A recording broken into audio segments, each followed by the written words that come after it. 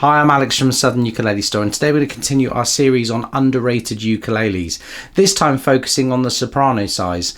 Now, soprano ukuleles themselves, very underrated instruments. I'm not going to pretend that I'm a big soprano ukulele player in my personal time.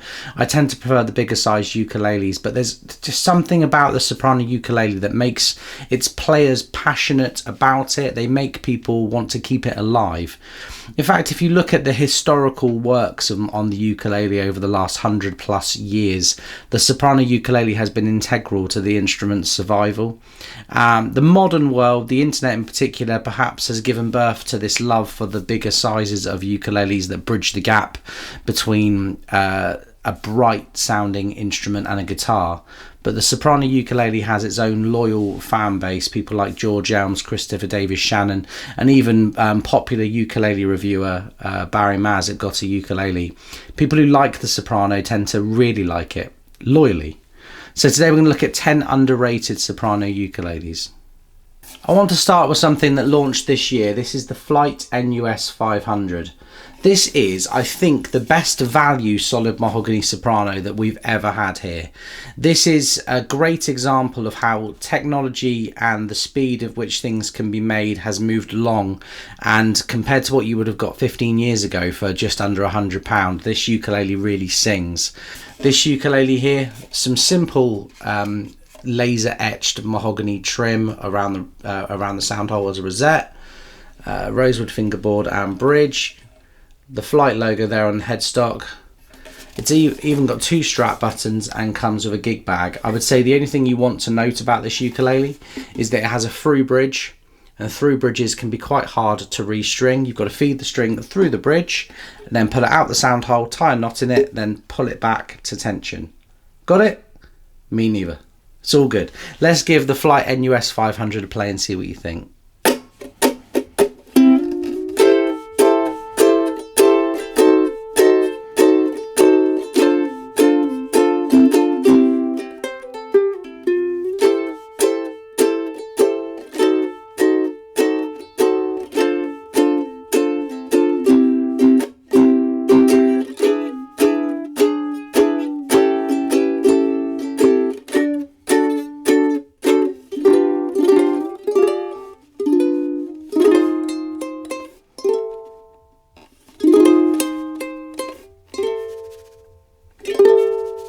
I gotta stop shaking my leg. This one's been a firm favourite of many people for the last 5 to 10 years. This is the KA-EBY-S. This is a laminate ebony soprano. I think lots of us are drawn to those darker woods, and the striped ebony used in the laminate on these instruments is always really nice. You do have some maple trim as well. It's got a maple rosette and maple front and back binding. So it's not just this kind of noir thing. It's got a really nice kind of yellowed edge and some browner hues to it. Looks really good on a stand. Looks even better when you hold it and play it. It also has a black tusk nut and saddle. Some open gear tuners. Pretty standard 35mm nut width with a satin finish, and it just feels good in your hands. In the absence of anything kind of solid mahogany currently being released by Kala, this ukulele has been extremely popular. Let's give the KA-EBY-S a play and see what you think.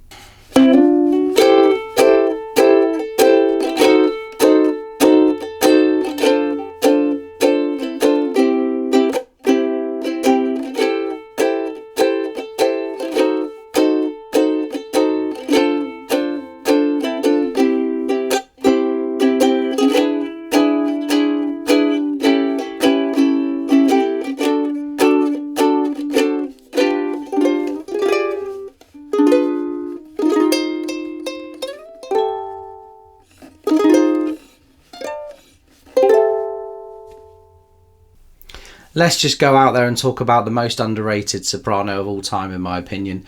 This is the Kiwaya KTS-7.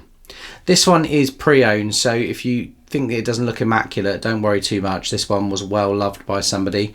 But it's an all solid mahogany, Honduran mahogany. Japanese made soprano by Kiwaya, a company that have been going for 100 years, although they have only been producing musical instruments for about 50 of those years. I'm not really sure the history there. Somebody pointed out that I got it wrong last time, but Kiwaya are the most faithful reproduction of the early Martin soprano ukuleles from the 1910s and 20s. When the ukulele first hit the mainland US, Martin, Gibson and a few other companies really jumped and added them to their catalogue, and they became extremely popular. Kiwaya is the closest you can feel to that when you get one new now and hold it in your hands. It's actually particularly an aged one like this. It looks like the Martin, I believe the Style 3, which has the little maple trim. This was the deluxe model in the range. And I think that this one is underrated because it's quite pricey.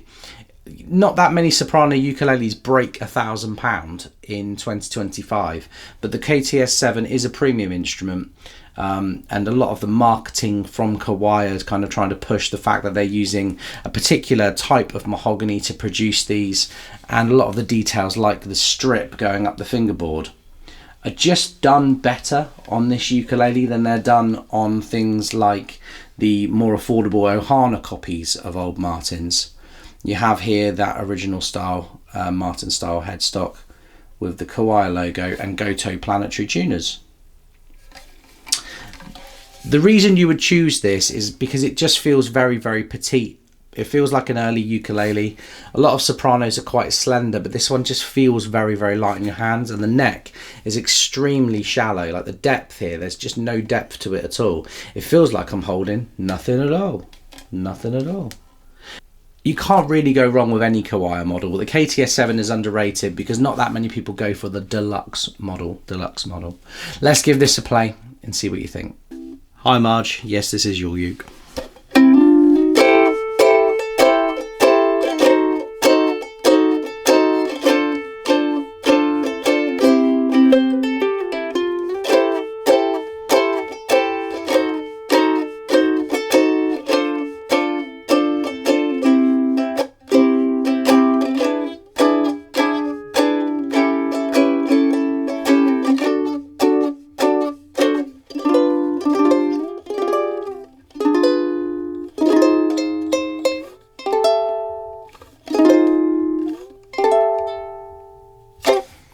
I can't put this across in a video, but I just don't understand how Kiwaya can make a neck that gets that thin. Like, it's not going to come across on camera, but there is just nothing there. Like, I feel like my thumb and my finger are like separated by like just like nothing, like the tiniest sliver. The fact that it's such a solid piece of wood but so close on each side is just absolutely incredible. I'm still baffled by it every time I pick one up. Every Kiwaya is like it as well. Just they just have something special there that no one else, maybe no one else is brave enough to do. It's just so thin. Next up today, do you even know what this is? Can you tell what this is without looking at the label inside the sound hole? No, because this is extremely underrated. In fact, under-featured would be the thing I should say about this. This is an Oli X-SMH-S, which is an X-braced solid mahogany soprano from Oli. Oli have yet to make a massive range of soprano instruments. This was the first one that we were sent, and I have to say, it feels like the world's smallest tenor ukulele, if that makes sense. It feels really jumbo in your hands, despite not really being any bigger than any other soprano we're looking at today. The neck depth is quite chunky, it feels very unapologetic, and it just feels good when you play it. It still has a 35mm nut width like a traditional soprano, but it has quite tall frets, and I feel like the fingerboard profile on this ukulele has been really worked on to make it feel as comfortable for big hands as possible. It has Goto planetary tuners, a satin finish, satin mahogany neck, satin mahogany body. It's another ukulele here with a slot bridge, one of those ones where you have to feed the strings through. And I'm noticing more and more modern soprano ukuleles are coming through like that because it creates the most true contact between the string and the top. And the smaller the instrument's getting, I think the more important that contact is to get the vibration needed out of the instrument. This has a simple rosette, which I believe is made of rosewood, and it does have rosewood front binding as well.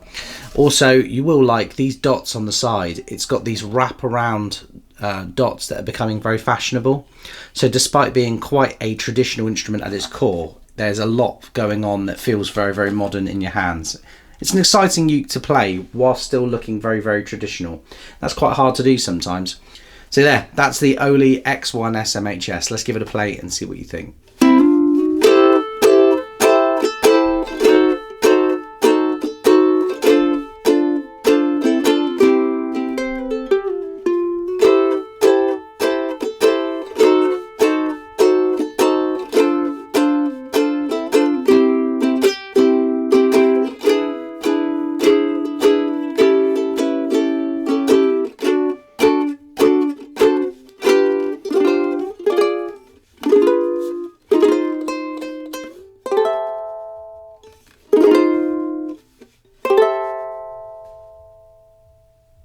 Next up today is the criminally underrated Ohana UK30 SSP.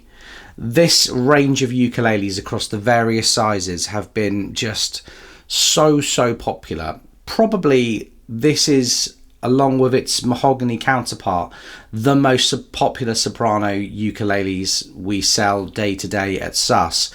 There's an obvious exception at the time of filming. We recently had a special edition from Carla, but I feel like that's a one-off and a bit of an anomaly, so you have to put that to one side.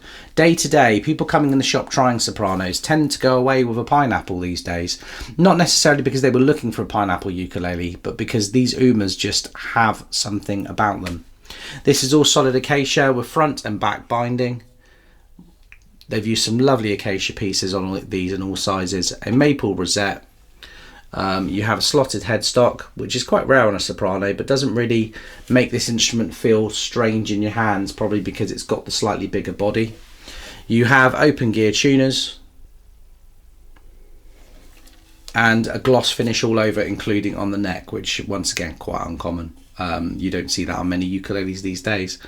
It's just a very good ukulele. I could show you any Ohana ukulele and I would be saying that with a lot of conviction, but this particular model seems to have a real sweet spot for a lot of people. Let's give the UK30 SSP a play and see what you think.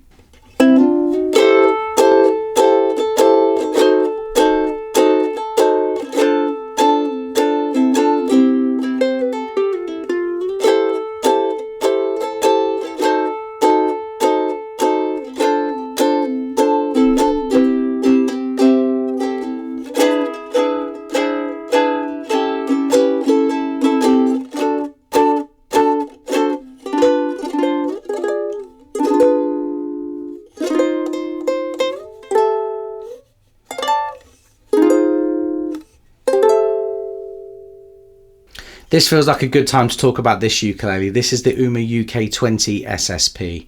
This is available in blue, natural and black. The blue one here looks especially nice in this light. Really lovely looking pineapple ukulele. And I feel like after many years of no one really buying pineapple ukuleles, these Ohanas are responsible for a big uptick in popularity of this particular kind of ukulele.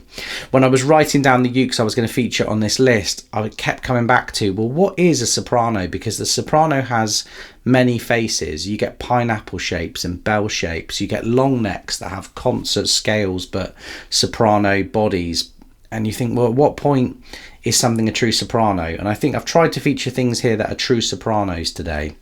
But you can't really not feature this because it's just so underrated. So few people know these are out there. And if you're after a soprano ukulele that you can put in the back of the car or something that you can pick up and play on the sofa, then these just do a great job of it. Let's give the 20 SSP a play and see what you think.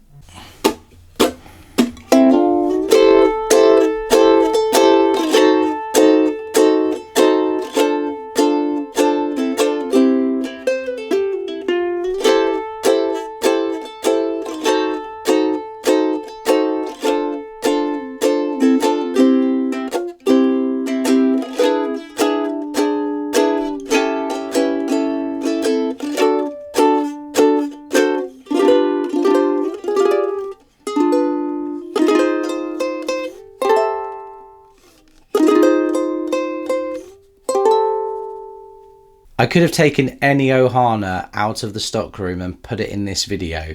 I tried not to duplicate brands. I tried to pick the most underrated model of each brand, but you can't really spell underrated without Ohana. A brand that, frankly, revolutionized the ukulele, and for me they were the key brand around the early 4 or 5 years of the Southern Ukulele Store, producing really faithful copies of Martin ukuleles and looking at the different areas of history of the ukulele and producing really good affordable alternatives to the established ukes. Lewis and Chris, the team at Ohana, including Brad in the custom shop, are, I think, as important as anyone in the ukulele world today. But I will say, in a critical way, they have stood still for a very, very long time. Their Chinese production ukuleles have remained largely unchanged for 12, 15 years, and not that many new faces necessarily find Ohana right now and play them and love them. I get very few people through the door that have come to try an Ohana ukulele. It's always the thing we put in their hand as an alternative these days, but plenty of people go away with them, particularly if you're looking at the soprano and the baritone sizes where they seem to flourish. The SK50WG has a cedar top with laminate willow back and sides. There's nothing else really out there like it that we do. Other brands have similar models, but they all look to be copies of the Ohana, and the Ohana very much can say it came first. It's been around since 2008, just before the ukulele's popularity really exploded, and Ohana have been there all along the way, with now what would be 3 generations of ukulele players all picking them up and falling in love with them. People who love Ohanas, much like people who love Sopranos, are very loyal to that brand with good reason. You have a willow faceplate, the Ohana logo, and Grover open gear tuners. A 35mm nut width, but their soprano bodies are just ever so slightly chunkier than some of the more traditional styles out there. So think of it as kind of like a Hawaiian soprano build, but with a very unique wood combination with the cedar and the laminate willow. Let's give the SK50WG a play and see what you think.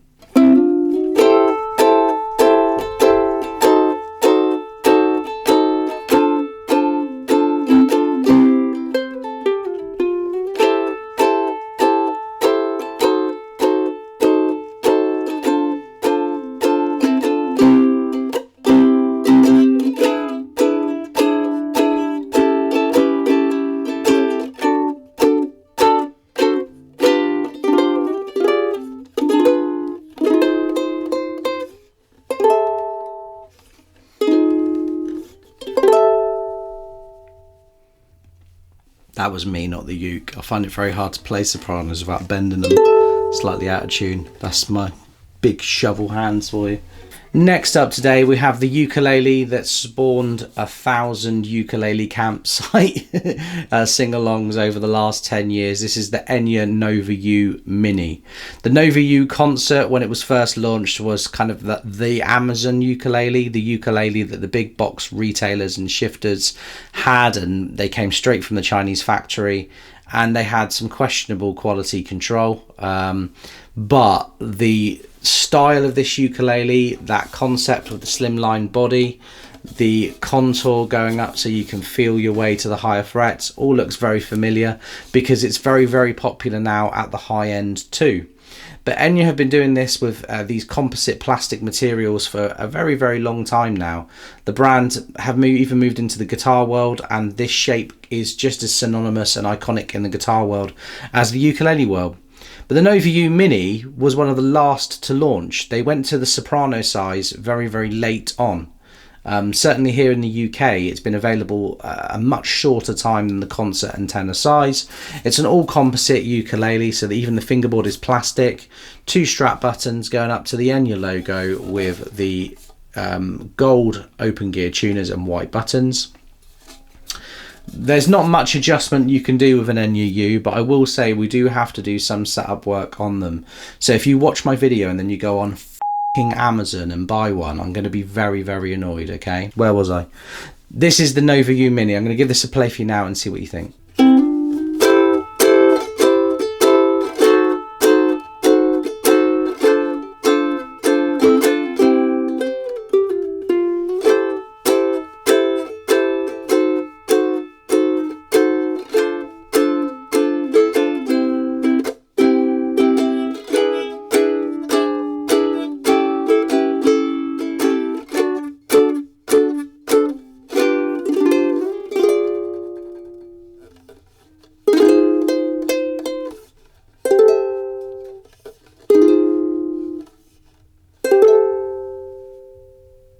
Next up today, let's talk about the Kanile'a Oha KO-1S. This is one of the more affordable Kanile'a ukuleles and part of the introductory line made in China. About 5 years ago, Kanile'a sent a lot of wood and some staff over to a small workshop in China to produce a budget version of their popular Hawaiian-made ukuleles. The Sopranos are quite unique in that Kanile'a don't make many Sopranos in Hawaii anymore. It's not necessarily sustainable to make one because it's smaller. People think it should be cheaper, but it's not always cheaper to produce a Soprano than a tenor. So these ukuleles have the DNA of a Kanile'a, but they are much more affordable. It has a polyurethane gloss finish for the body, plastic bridge pins with a rosewood fingerboard and bridge, and is the only Soprano I think we're looking at today with a 38mm nut width. It feels good in your hands. It feels jumbo and much more like a concert than a Soprano, although in its DNA this is a Soprano, even down to the slightly pinched waist on the body. It's got that kind of tiny concert vibe. I like it. I've always liked picking these up and giving them a bit of a strum on the wall, and it's definitely a popular one with people that visit the store looking for a Soprano. Let's give it a play and see what you think.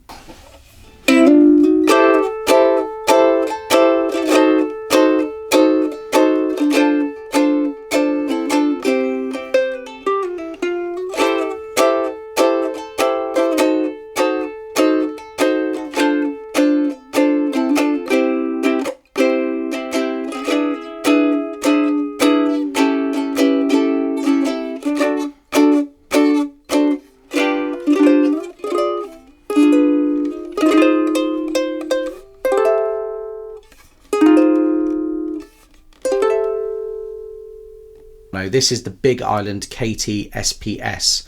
Big Island, like Ohana, have a bit of an identity problem in 2025. They make fantastic ukuleles that fit and tick all the boxes that people could ever want, but because they've been doing the same thing quietly and consistently for so long, fewer people are talking about them, and that makes them, in my opinion, extremely underrated. I did a video on Big Island recently. I noticed it was one of the least viewed videos that I've done in a long time. The intrigue in this brand here in England or Europe or the West or America, I guess, like the reach of this channel seems to be at a low point in its history, compared to the popularity this ukulele brand enjoys in Japan. Japan liked Big Island enough that they actually purchased the company. So this owned by Hosco, a fantastic Japanese company that really produce everything, and I think they're the distributors in Japan for Kanile'a and Koaloa and Kamaka. Like, they are the ukulele company, and this is very much their house brand these days. But we've enjoyed some success with Big Island over the years. I've always loved working with the company, and the ukuleles they produce feel to me like that it's got that magic that maybe a Kamaka would have had to people back in the 1960s. When we first started at Southern Ukulele Store, I remember it used to be, okay, we had Ohana and Kala, and then at the next price point you had Pono, and then if you really wanted to reach up but you couldn't afford something made in Hawaii, you had Big Island. And I still feel that way about them now, even 16, 17 years later. All solid Hawaiian koa with a rosewood fingerboard and bridge, made in Vietnam. The turtle headstock here with the abalone turtle rosette, and then on the back, as always, you've got the little sticker there for the Big Island logo, closed gear tuners and snakewood buttons. It feels petite and light. It feels like the Hawaiian equivalent of the Kiwaya KTS-7. Can't give a Soprano more of a compliment than that. Let's give the KT-SPS a play and see what you think.